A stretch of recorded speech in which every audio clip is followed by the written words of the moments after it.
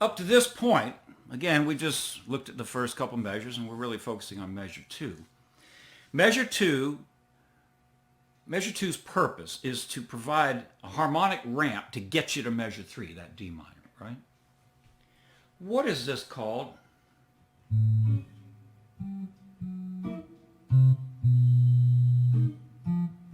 What is this if I go? Chromatic. Yeah, but what is this?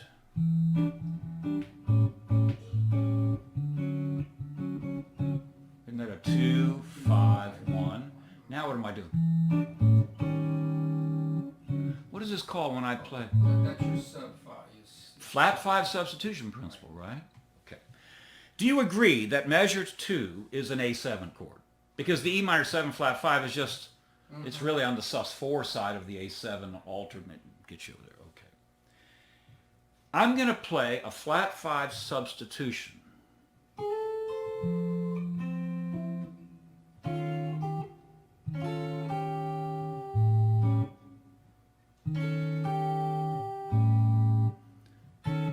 What's the flat 5 of A? No, E flat. Okay.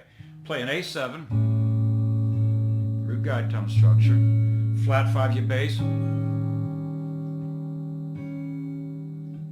know, watch me. Let's try this again. Watch.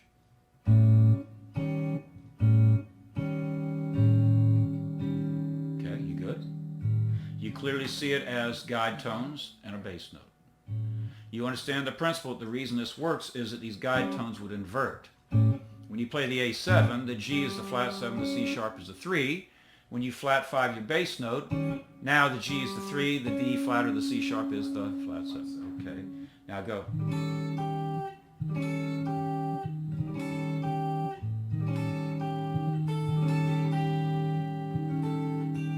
Now that's the same as this. Listen. Finger it like this. Go.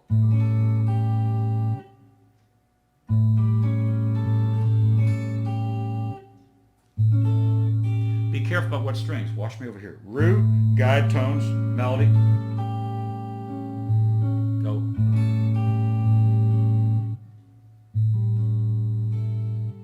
Watch. Good, good. Okay, now do it with a flat 5 bass line. Aha, now you sound like a jazz guitar player. Just one note. Yeah. One note. See that? Yeah.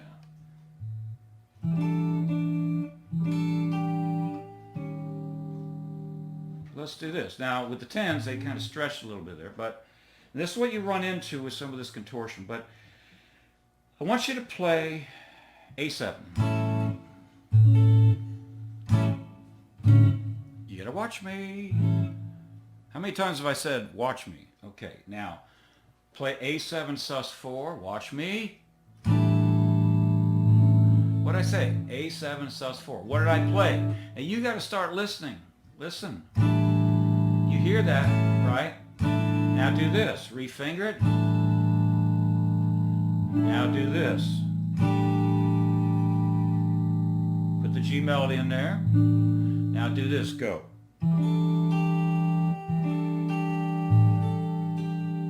Watch me and listen.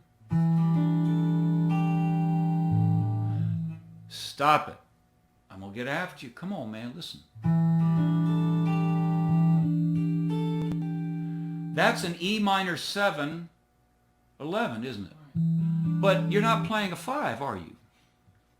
Do you understand that that formation could serve you as an E minor 7, 11, where you have a natural 5, but it could also serve you as this E minor 7 flat 5 with a 11, because you're not establishing a B flat in there or a B. Right. You get it? This allows you to go. And if I just drop my second and my third fingers down, do you see I now have E flat 7, don't I? The flat 5 sub of that A7.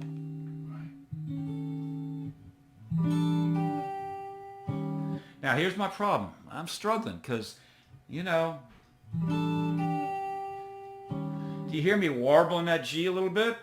On a jazz box with 12s or 13s, Right. That's the beauty of the bigger Because strings. it's way over here with all that going Yeah, so the bigger strings would stay put a little bit more. But you also got to push the other way, knowing that when you move these fingers down, what are you going to do? You're going to tend to pull. So it's, you know, you do your best here.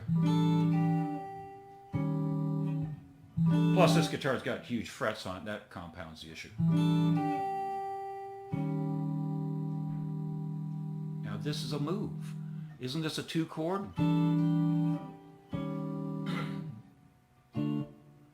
Would you play this for me?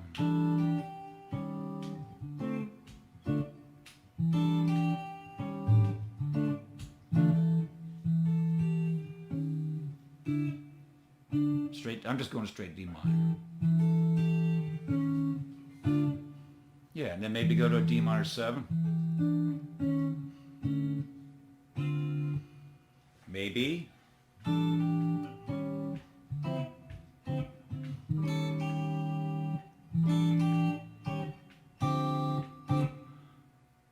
Let's look at some of our destination chords.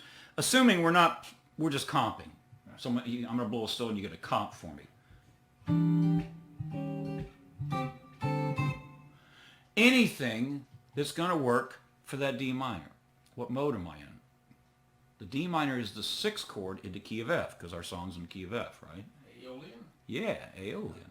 So that means I've got a flat 6, but I've got a natural 9, natural 11. Let's look at our chords. Play this D minor 7.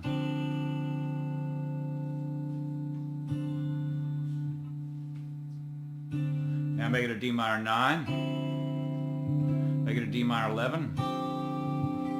Isn't that nice? Make it a D minor 7, 11. Watch me. All right. Make it a D minor 7.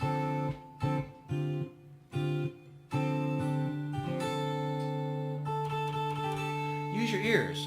Don't think so much. Just follow me and use your... Look at my bar. Why am I barring a grand bar, all 6 strings, when I'm not playing a 6th string? And I'm actually deadening that, aren't I? Deadening it for one, yeah. But you know why I do that? Watch these 3 fingers. Watch closely. What's happening?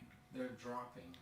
I'm losing the ability to get them behind the fret, right? Right. It's pulling them like this, and now I got a problem because this finger's wanting to get up on the fret, this one's falling down.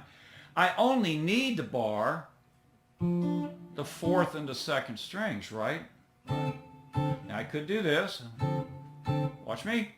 Hyperextension bar, or maybe, but now I got a problem because my 4th string's getting muted. Okay, so that's, you learned that when you studied classical guitar from me. We said that playing a grand bar is like clamping a capo on. It lowers the action, so that's a plus, It's right? like extra work, but But it also gets your other fingers more upright. Do you see that? yeah. You know, yes, you're having to exert a little bit more, but you know, it's not that bad because we're not staying on it for You can 3 feel minutes. the difference, though. Yeah, so Yeah. so you see, I'm always getting after my students, get your fingers behind the frets, and I'm always telling you, get your bars straight and parallel. Parallel the fret. Does that make some sense what I've just shown you? So I suggest you practice segments of this, or right here where we're going 2, 5, 1, or 2 flat 5 sub of the 5, 1, which we'll call a flat 2 dominant, right?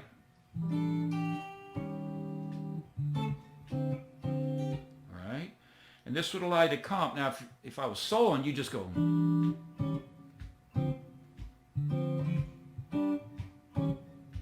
Now we're kind of getting we're not getting away from an arrangement because you got to be able to do this stuff anyway. Would you play what I'm playing right here? And I'm going to show you some fingerings. Try it again. Watch. Watch closely. Did I pick up my first finger? And then move down one more fret. Is that efficient or what?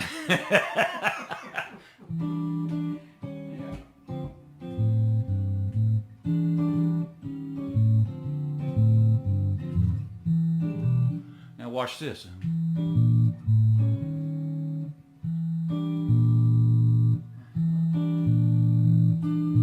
Now I got my E minor 7 flat 5, don't I? Now watch this.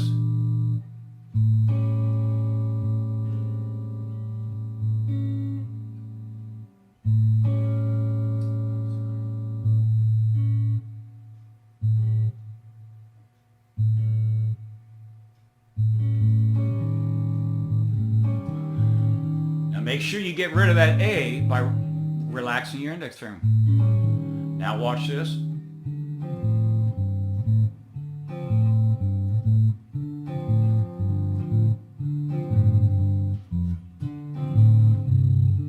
Do this for me. Go.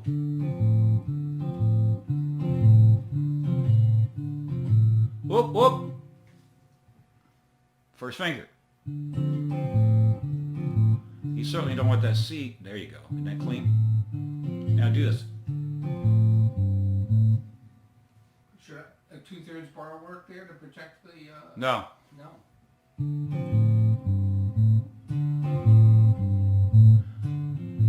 Now in that case, you're keeping that C sustaining on the third string, aren't you? Go.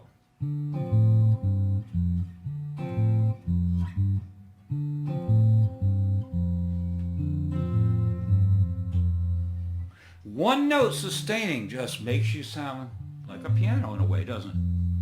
Yeah. It's worth it. And it's not a killer move. It's all right. Do this.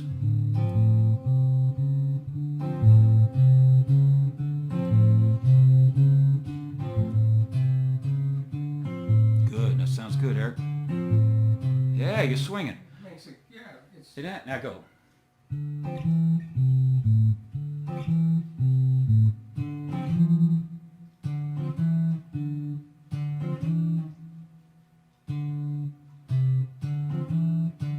Listen. Close your eyes and listen.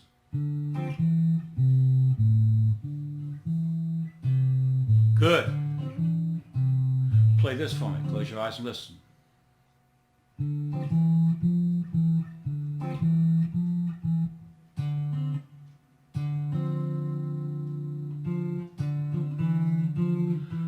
You know, you could do that. Watch how I did it.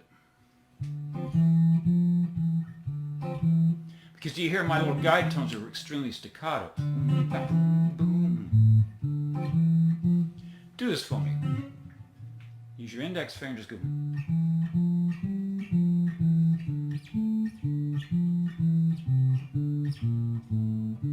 Now I played in D Aeolian, didn't I?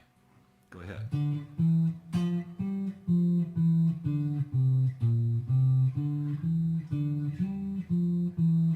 Keep doing it. A 1, 2, 3, 4.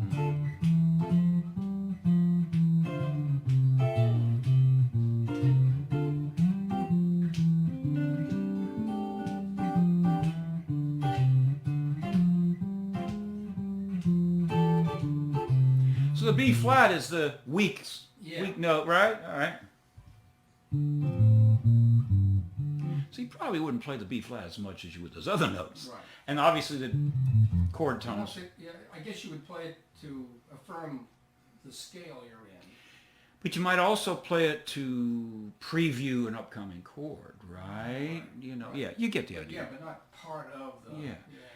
So we need to look at a couple of things here. I'm going to start a new video segment because this one's got a little long.